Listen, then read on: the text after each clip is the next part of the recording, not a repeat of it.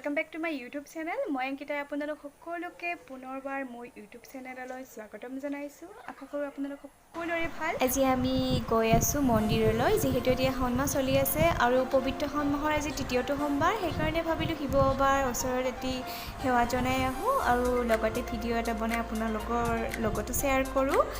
বাক্সা জিলাৰ অন্তৰ্গত সন্যাসী মন্দিৰৰ বিষয়ে হয়তো আমাৰ নামনিৰ ফালে বহুতেই জানে। বাক্সা জিলাৰ অন্তৰ্গত মন্দিৰসমূহৰ ভিতৰত এইটো এটা বিখ্যাত মন্দিৰ। মই বিখ্যাত এইটো কাৰণে ক'লোঁ কিয়নো ইয়াত দৰ্শনাৰ্থীৰ ভিৰ সদায় থাকে আৰু বহুত দূৰ দূৰণিৰ পৰা ইয়াত ভক্তৰ সমাগম ঘটেহি। তালৈকে আহিছোঁ আমি আজি। বলকচোন যাওঁ মন্দিৰৰ ভিতৰলৈ। এয়া হৈছে মন্দিৰটোৰ মুখ্য তৰণখন। ইয়াত লিখা আছে সন্যাসী শিৱধাম। লগতে ইয়াত শিৱ বাবা আৰু মা মনসাৰ মূৰ্তি থোৱা আছে এনেকৈ। এতিয়া আমি ভিতৰত প্ৰৱেশ কৰিলোঁ। মানুহৰ ভিৰ লক্ষ্য কৰিছেনে আপোনালোকে? চাওকচোন এই কৰোণা টাইমলৈ কেনেকৈ সকলোৱে ওলাই আহিছে শিৱ বাবাৰ চৰণত এইটো সেৱা জনাই তেওঁৰ পৰা আশীষ ল'বলৈ। আৰু কৰোণা টাইম নহ'লেতে এই ফিল্ডখন গাড়ীৰে পূৰা ভৰি থাকে। আচলতে মন্দিৰটো মহত্ব হৈছে এনেকুৱা, ইয়াত বছৰটোত 12টা মাহতে ভিৰ থাকে। তথাপিও এইটো মাহৰ কথাই সুকীয়া, যিহেতু এতিয়া শাওণ মাহ আৰু শাওণ মাহটো হৈছে শিৱ বাবাৰ মাহ, তো ভক্তৰ ভিৰটো হ'বই। ভিতৰত আৰু এখন গেট আছে আৰু এইখন গেটেৰে আমি মন্দিৰৰ ভিতৰত প্ৰৱেশ কৰিম। এতিয়া মই ইয়াত ধূপ আৰু চাকি লৈ ল'ম। আপোনালোকে আহিলে ইয়াত পূজাৰ সামগ্ৰী যি বিচাৰে সকলোখিনি পাব। এনেকৈ সৰু সৰু বহুতো দোকান আছে, আপোনালোকে ইয়াত লৈ ল'ব পাৰিব আপোনালোকৰ পূজাৰ সামগ্ৰীসমূহ। এতিয়া ভৰি দুখন অকণমান ধুই ল'ম মই মন্দিৰত প্ৰৱেশ কৰাৰ আগতে। আমাৰ ভৰি চৰি ধোৱা হৈ গ'ল, তেতিয়াহ'লে ব'লক আমি মন্দিৰৰ ভিতৰত প্ৰৱেশ কৰোঁ। মন্দিৰৰ ভিতৰত প্ৰৱেশ কৰাৰ লগে লগে আপোনালোকে এটা গণেশ বাবাৰ মন্দিৰ দেখা পাব সন্মুখতে। পোনপ্ৰথমতে আমি গণেশ বাবাৰ মন্দিৰটোতে সেৱা জনাম, কিয়নো গণেশ বাবাক এৰিবলৈ একো পূজাৰে অৰ্থ নাথাকে। সকলোৰে আগত গণেশ বাবাকে পূজা হয়, সেইটো কাৰণে আমি গণেশ বাবাৰ চৰণত প্ৰথমতে সেৱাটো জনাই লওঁ।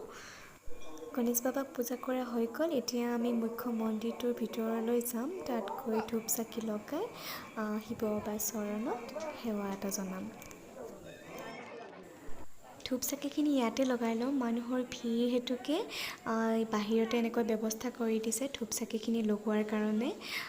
কথা নাই, আপোনালোকে তথাপিও ভিতৰত গৈ সেৱাটো ল'ব পাৰিব।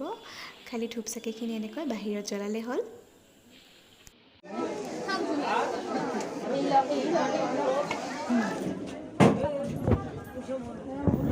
মোৰ সেৱা কৰা হৈ গ'ল। এতিয়া মই এনেই এবাৰ মন্দিৰটো দেখাই দিম আপোনালোকক। আচলতে মন্দিৰটো নিৰ্মাণৰ কাম চলি আছে বৰ্তমান। আগতে এটা মন্দিৰ আছিলে সৰুকৈ, সেইটোৰ ঠাইত সেইটো ভাঙি এতিয়া নতুনকৈ বনাই আছে, তাৰে কাম চলি আছে এতিয়া। আৰু আপোনালোকে যে দেখিছে এই ঘৰবিলাক, এইবিলাক হৈছে একোটা কাৰ্যালয়। ইয়াত দৰ্শনাৰ্থীসকলৰ কাৰণে জিৰোৱাৰ ব্যৱস্থা কৰা হৈছে, লগতে ইয়াত চাহ পানীৰো যোগান ধৰা হয়। ইয়াত আৰু এটা মন্দিৰ আছে, তাতো মই এটা সেৱা জনাই ল'ম।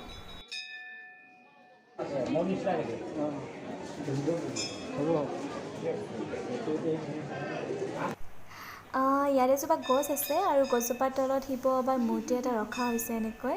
লগতে শিৱলিংগ এটাও আছে। মই যিহেতু ঘৰৰ পৰা বেলপাত, ফুল, গাখীৰ লৈ আহিছিলোঁ, সেইখিনি মই শিৱ বাবাৰ চৰণত অৰ্পণ কৰি এটা সেৱা জনাই ল'ম। এতিয়া মই নন্দী মহাৰাজৰ কাণত গৈ শিৱ বাবাৰ ওচৰত উইচ খুজিম। মই কি উইচ খুজিছোঁ নকওঁ আপোনালোকক, ক'ব নাপায় বুলি, আপোনালোকে বেয়া নাপাব দেই এনেকুৱাৰ কাৰণে। আৰু এইজোপা হৈছে সেই বিখ্যাত আহঁত গছজোপা, যিজোপাৰ আগ ধৰি এই মন্দিৰটো নিৰ্মাণ কৰা হৈছিলে। আচলতে এই গছজোপা আৰু মন্দিৰটোত বহুত মহত্ব আছে। কোৱা হয় ইয়াত শুদ্ধ মনেৰে যদি প্ৰাৰ্থনা কৰা যায় সকলোৰে মনোবাঞ্ছা পূৰ্ণ হয়। বহুতসকল ভক্তই ইয়াৰ প্ৰমাণো পাইছে, সেইটো কাৰণে দূৰ দূৰণিৰ পৰা ইয়াত দৰ্শনাৰ্থীৰ ভিৰ হয়হি। ইয়াত শাওণ মাহৰ উপৰিও একাদশী, পূৰ্ণিমাত এনেকৈ ভক্তৰ ভিৰ সদায়ে থাকে। লগতে মাঘ বিহুৰ সময়ত মাঘী পূৰ্ণিমা আৰু ভীম একাদশীত ইয়াত ডাঙৰকৈ উৎসৱ পালন কৰা হয়। লগতে ডাঙৰকৈ মেলা হয় ইয়াত।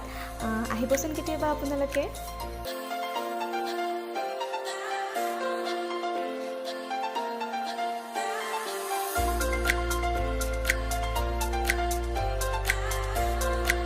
আমাৰ পূজা কৰা হৈ গ'ল। এতিয়া আমি প্ৰসাদ খাম, প্ৰসাদ খাই পেলাই আৰু ঘৰত যাম। অলপ সময় আছোঁ বাৰু ইয়াত।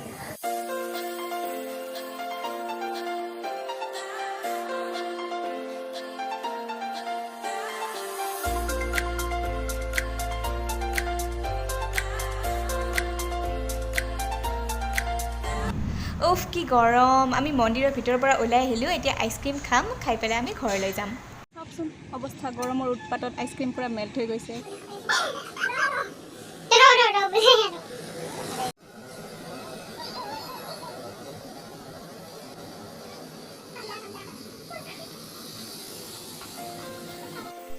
আজি ভিডিঅ'টো ইয়াতে সামৰিছোঁ যদি ভাল লাগিছে আপোনালোকৰ ভিডিঅ'টো তেতিয়াহ'লে লাইক কৰিব অলছ' মোৰ চেনেলটো ছাবস্ক্ৰাইব কৰি দিব থেংক ইউ